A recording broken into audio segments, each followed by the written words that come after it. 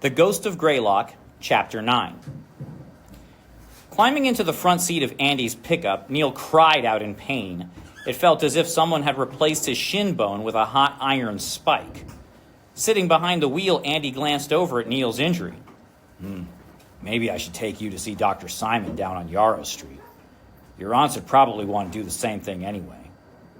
Bree, Wesley, and Eric had climbed into the truck bed, and they could not hear this exchange. Neil didn't know what to say.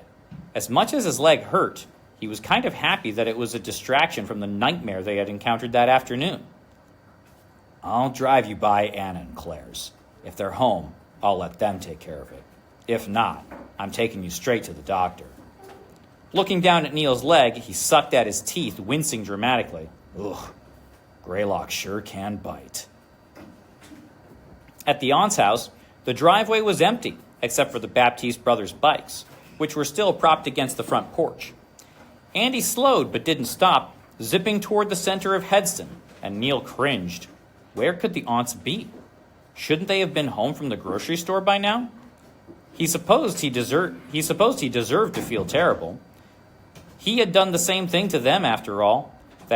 He left the house for the asylum in the woods with absolutely no hesitation, no mention of where he was going. Hadn't Aunt Anna been watching him cautiously since he had arrived, as if she had something to worry about? If he wasn't more careful, she might talk Aunt Claire into sending him to stay with his uncle in Jersey City, or worse, back home to his mother. He could forget about escaping from his thoughts of his parents then. 5 minutes later, Andy parked in front of a regal-looking white house. Bree hopped over the edge of the truck bed and opened Neil's door for him. Where are we? She whispered. Neil pointed over her shoulder. A small black sign was posted on the slightly tilted pole in the center of the White House's large front lawn. It read, Dr. Julius Simon, Family Medicine. Leading the group up the stone path to the front door, Andy said, Dr. Simon's an old friend. It's late, but I'm sure he'll see you. Andy tried the knob, but it was locked. He rang the doorbell. A few seconds later, an annoyed-looking elderly woman answered. She wore a floor-length white cotton nightgown. Strange, thought Neil, since it was still daylight out. When she noticed that Andy was the caller, her scowl softened. Hey, Maud, we've got a bit of an emergency here. He turned around and indicated the motley tribe standing behind him. Neil could not help but blush. Think we can pull Julius away from Wheel of Fortune for a few minutes? Maud smiled reluctantly. Well, he won't be happy, but if it's an emergency... Andy pointed at Neil's leg. My goodness, that looks bad, she said. Wide-eyed, she stepped aside and held out her hand, indicating that they were free to enter. She led them down a long hallway, the walls of which were covered with dark blue floral wallpaper, to a small sitting room, crammed with a variety of cushy antique chairs. Most of the upholstery was stained or ripped or simply worn out. Even so, Neil took comfort in getting off his feet as soon as he could. The others sat down too. Be right back, Andy said, and he followed Maud through a different door, leaving them alone in the waiting room. I think we should call the aunts, Bree said, glancing around, looking for a phone. They weren't home when we passed by. Maybe they're out looking for us, Neil said. Ugh, we're so dead, said Bree, plopping down on the chair next to him. Yeah, said Wesley. Our mom and dad aren't going to be too happy with us either. Eric leaned forward on the couch where he sat with his brother. From the back of his pants, he pulled a file folder he had taken from the office in the youth ward. You stole that? Bree said. So what? Nobody else seemed to want it, Eric said. Bree sighed. The elation she may have felt at meeting him seemed to have finally leaked entirely out of her. What's in it? Wesley asked, peeking over his brother's shoulder. Not sure. Doctor's notes, medical history, stuff like that, Eric said. He flipped the file folder over and showed them the name that had been typed on the tab. Caroline Crown. She was 16. The doctor wrote in here she was suffering from hysteria, whatever that means. It means they thought she was too emotional, Bree said.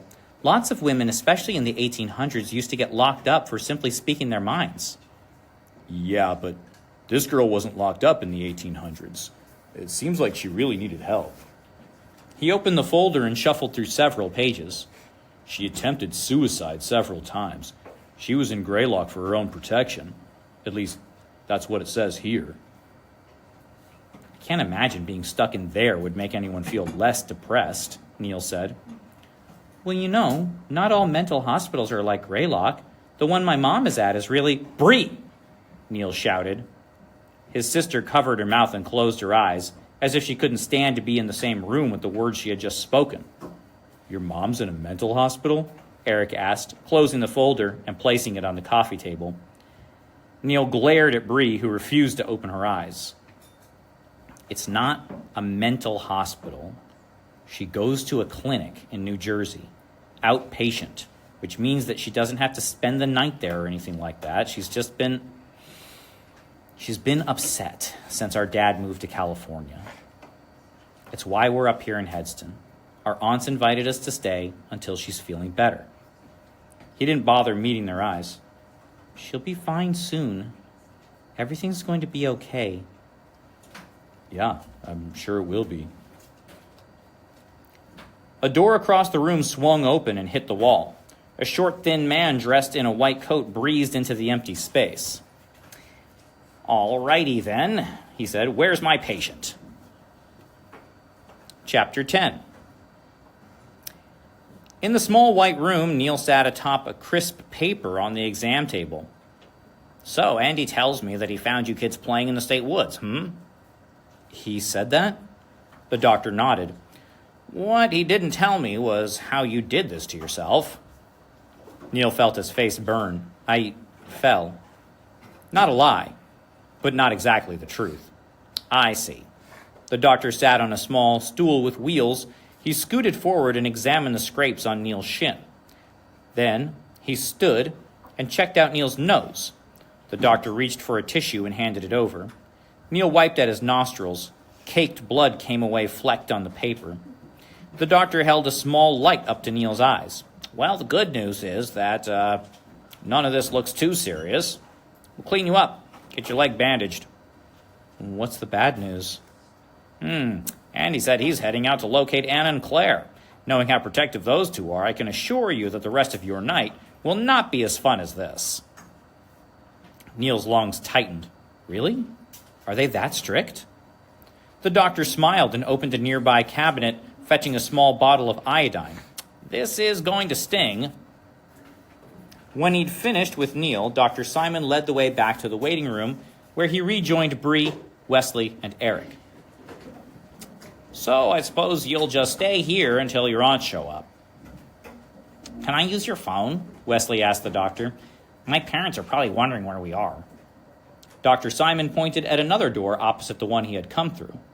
Bree asked Neil, Everything okay? Dr. Simon nodded his head. Oh, he's fine. Just make sure he changes the bandages tomorrow. Keep it clean, soap and water. A little hydrogen peroxide won't hurt. Then the doctor glanced at the brown file folder on the coffee table and flinched. Eric noticed Dr. Simon's reaction and immediately grabbed for the folder, but it was too late. The doctor had seen it. He looked at each of them. Something in his eyes made Neil nervous. Where did you get this? Dr. Simon said, sounding as though he already knew the answer. It's not yours, if that's what you're wondering, Eric said. Eric, Bree whispered, shocked at his rudeness. That's not what I was wondering, actually. Dr. Simon held out his hand. Eric pressed his lips together. Then he handed the folder to the doctor. Dr. Simon tucked his new prize underneath his arm. He stiffened, suddenly businesslike. You may wait for Anna and Claire here, but I would suggest that there are places in this town where your presence is not welcome. He glanced down to Neil's bandages, as the evidence of your adventure today should remind you. You're not going to tell our aunts, are you? Neil asked. Dr. Simon smiled, a surprisingly sad expression, and answered, I hope I won't have to. Chapter 11. They took Andy up on his offer to drive them home. Later, after the Baptiste brothers left, Neil sat with Bree at the kitchen table, dutifully chopping broccoli florets. "I'm not going to lie," said Claire, standing at the sink, rinsing a colander filled with stringy pasta. "You had us worried sick." Neil felt extremely guilty. He hadn't even tried to take their feelings into account when he had set off for Graylock. "Next time you feel like going for a walk, just leave us a note. We don't want you to think we're holding you prisoner here, but, well, you know, Anna does suffer from a heart murmur. You can't cause her any trouble." Anna stood near the stove, and she leaned far out of her way to bump Claire with her hip. "Hey, leave me and my heart out of this," she said. Her voice sounded jovial, but Neil could read the skepticism in her brow.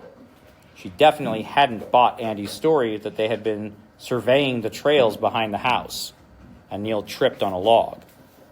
"We're sorry," Bree said.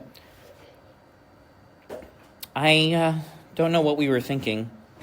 She tossed a blameful look at Neil. "The woods are intriguing," Claire said matter-of-factly, "if not a little dangerous. I don't blame you for wanting to explore. We go for long walks sometimes, too." "That's true," said Anna, "but Claire and I usually manage to stick to the paths. You guys already know how easy it is to get hurt. It's even easier to get lost." She glanced over her shoulder, throwing Neil and Bree a look that said she knew exactly what they had been up to. Just a warning. After dinner, at Neil's request, the four of them sat down to watch Ghostly Investigators. The aunts had never seen the show before. Tonight's episode was about an abandoned amusement park on the coast of Rhode Island. During the show, Neil described the crew who was involved, how the investigators worked, the tools they used. EMF detectors read fluctuations in electromagnetism. Its flashing lights indicated a field change and the possibility of a spirit. Digital recorders captured voices that could not be heard by human ears. Heat-sensitive cameras traced hot and cold spots, another hint that spectral visitors were nearby. The aunts listened skeptically, but seemed to enjoy the episode. At the end, Alexi and Mark said that they had gathered enough evidence to conclude that the park was indeed a haunted place. Even after all that," Anna said, "I still can't quite believe. Ghosts? I'm a doubter at heart." "Well, that's just because you've never seen one," Claire said. "Have you?" Neil asked Claire. His injured leg was propped up on the couch at the aunt's insistence. Claire bunched up her face and shrugged. "I've seen things. Nothing I can be sure of. But that's how it works, right? You get a fleeting glimpse of whatever it is you can't explain." "Yes," Anna added, "but the difference between us is that if I catch a glimpse of something odd, I find a reason for it. You tend to harp on it until you've convinced yourself it's a boogeyman." She chuckled and then sighed. "Claire and your mother both put more faith in their imaginations than I do."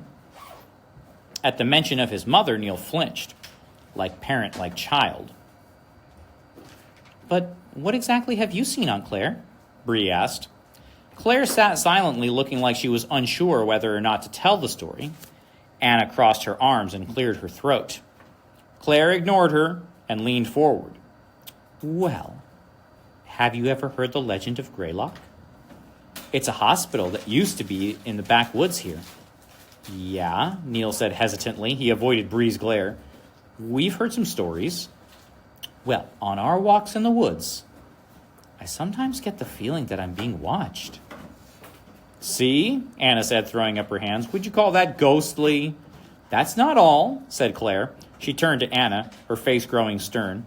"I never told you this, but once, a couple of years ago, when we were near that lake, I swear I saw someone standing at the water's edge, among the reeds, just standing there looking at us." "What did this person look like?" Neil asked, trying to contain the sick giddiness that was gathering in his chest. "Well, she was tall, long brown hair, I think, dressed all in white." "Nurse Janet," Neil whispered to himself. Who's that? Neil's cheeks were turning pink. I was just thinking out loud. Anna squinted at him, looking as if she never wanted to hear him say that name again. But the expression only lasted for a couple of seconds before softening. Your leg feeling all right? She asked. How about some more pillows? When the aunt said goodnight, Neil brought his borrowed satchel upstairs. He tossed it at the chair beside the bed, where it landed with a thunk. The dead flashlight and camera were still inside, along with the other items he had packed that afternoon. He laid down, his legs stinging, his nose puffy. Someone knocked at the door. A moment later, Bree peered in at him. What's up? Neil said, even though he knew the answer was plenty. Just checking in on you. I'm fine. Bree nodded slowly and entered anyway. She sat on the edge of his bed, glancing at his leg, looking as if she needed to tell him something, but couldn't speak. Finally, she managed, I was really scared today, Neil. He felt the same way, but refused to admit it. And I'm not just talking about you getting hurt either. There was something inside that place. Something I can't explain. Neil felt his stomach clench, and though he didn't want to bring it up, there was one question he had to ask. Why did you go into room 13? He remembered his sister's blank expression when she had turned to face him. Bree stared at the ceiling. That's the thing, I don't know. I walked down that hallway into the dark. I noticed the door was open a crack, and I felt like I had to go inside. Like it was my destination the whole time. And as soon as I did, I felt strange. Like something was trying to talk to me, but something without a mouth, without a voice. I felt like I couldn't leave until I heard what I had to say, and then you showed up, and then everything went weird. Neil shivered. That's totally not what I thought you were going to say. You've always been more like Anna. You don't believe in this stuff. Bree shrugged. But you felt it too, didn't you? I don't know what I felt. It was so strange. We both got confused. And you're sure you didn't shut the door on us? I think I would remember doing that. Neil wasn't satisfied, but he kept his mouth shut. Could it really have been a ghost? And if not, was the alternative even scarier? Bree looked at the satchel on the chair beside the bed. Hey, maybe tomorrow we can track down some new batteries for your camera. Those pictures might show us something we can't remember or didn't notice. Oh my gosh, Neil said, sitting up on his bed. Bree stepped away as if he were going to explode. What's wrong? The flashlight, the camera. When we were in room 13, the batteries died almost instantly. So what? Well, according to Alexi and Mark, that's a sign that something is trying to manifest. Manifest? Appear. Make itself known. A spirit doesn't have its own energy, so it needs to take energy from other places in order to do stuff. Stuff like what? Like what happened in room 13. Despite himself, Neil smiled. This was good. He and his sister might not be taking after Mom and Dad after all. So, you're saying the thing we saw in there was a ghost? And that this ghost somehow drained the batteries from the flashlight and the camera too? To do what? To show herself to us. Bree simply stood there, her chest heaving. He could tell she was freaking out, especially since she wasn't talking about freaking out. That's an interesting theory, Bree said. Exactly. Totally freaked, Neil thought. Well, anyway, I'm tired. I'll see you in the morning. We'll replace those batteries and we'll see what we find. Bree closed the door, leaving Neil alone. He slipped under his covers and stared at the ceiling. He briefly wondered how his mother was doing at that moment, down in New Jersey. Then he closed his eyes and tried to shake her face out of his head. Instead, he thought of the ghost, his wonderfully disturbing new distraction. Why would Nurse Janet want to show herself to him? Why had she appeared to Aunt Claire down by the water's edge? And most important, he wondered, had his camera picked up her image before she had sucked the batteries dry? Neil turned off the lamp next to his bed. The suburban streetlights back home always seeped in through his curtains, providing a calming sense of the world outside. But here, the room disappeared into dead blackness of the countryside night. After a few seconds, his vision adjusted, and he made out small details. Knobby wooden posts at the end of his bed, the outline of the tall, thin windows, his own skinny hand in front of his face. Closing his eyes again, sinking into the soft down pillow, Neil's brain buzzed to see the contents of the camera's memory, but when he imagined what, besides Nurse Janet, might be presented there, a strange sensation teased him, as if Graylock's shadows had followed him home, nipping at his heels. Just before sleep took him away, a new question arose in his mind. Would the asylum in the woods be a salvation? A new kind of a hideaway from his troubles? Or was it a trap, pinning him to the darkness of his shadow self? Would it be worth it to learn the answer? Chapter 12. That night, Neil dreamed of the hospital. He was in the back of a van. He couldn't move. Glancing down at his body, he realized he was strapped to a wheelchair. When the vehicle abruptly stopped, someone opened the door and someone else guided the chair down a wooden ramp to a paved road in the middle of a dense wood. He tried to turn his head to look around, but his spine was locked down too, tied tightly to a high metallic spindle. Forced to face forward, he saw the road led straight toward a familiar island. The chain link fence was gone.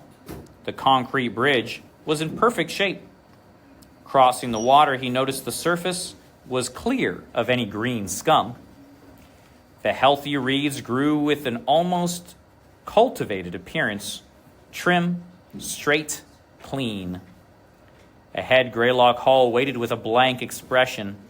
If places were capable of thought, this building cared about nothing. It knew it would have him eventually. The boy in the chair was simply another meal, one more soul to sit in a waiting room that would never be full. He was inside. Tiled walls rushed by, fast, then faster, until the journey was indistinguishable from a roller coaster ride, Space Mountain, Star Wars, Light Speed. Neil wanted to scream, but he realized that his mouth had been clamped shut. Leather straps wrapped his skull from crown to jaw. The chair finally came to a stop in front of a closed door. Green paint flecked off its metal surface. From inside the room, he could hear someone crying, weeping, emitting great gasping sighs. He squeezed his eyes shut, not wanting to see who was in there, but even through his eyelids, he watched the door swing slowly open. Someone pushed the chair into the room, then slammed the door shut with a whoom. Through a high window, clouded daylight fell, illuminating the center of the small room but leaving its corners in shadow.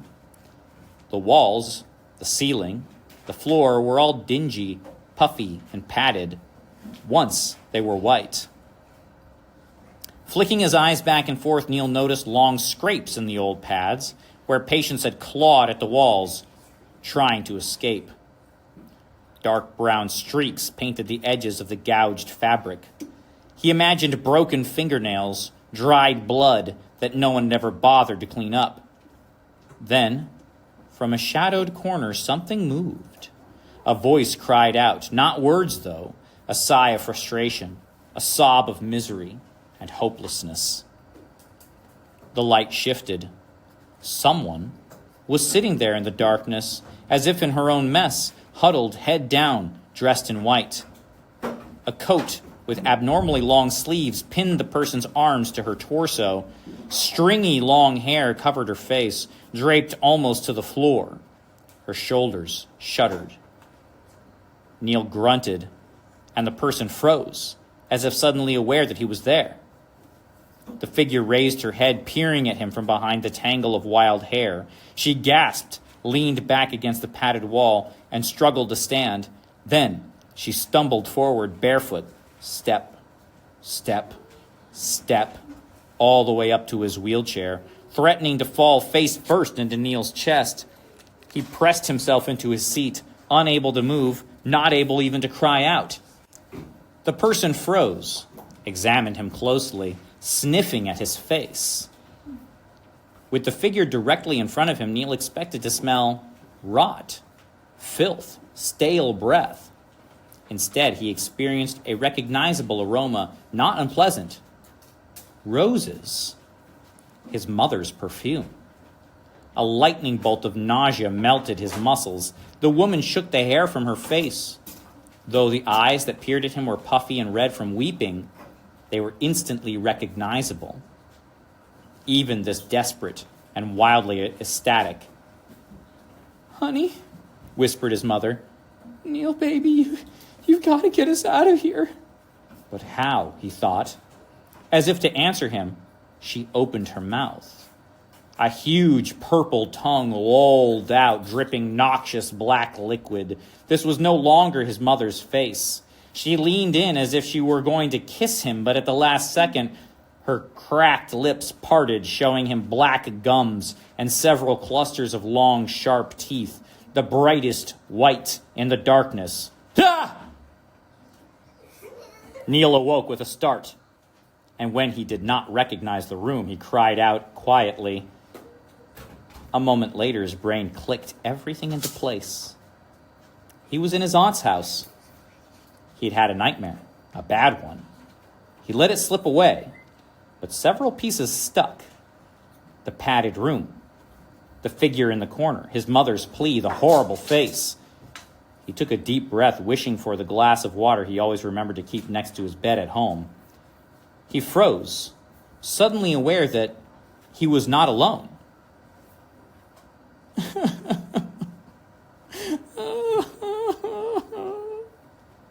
Someone was crying, here in his room. The faint sound seemed to have followed him out from the dream. But he was not dreaming. In the darkness, he could make out a slumped figure sitting at the edge of his bed. She was wearing a white nightgown. Long brown hair trailed down her back. Her hands were over her face, muffling her soft sobs. "Bree, what's the matter?" She flinched at the sound of his voice, then turned to look at him.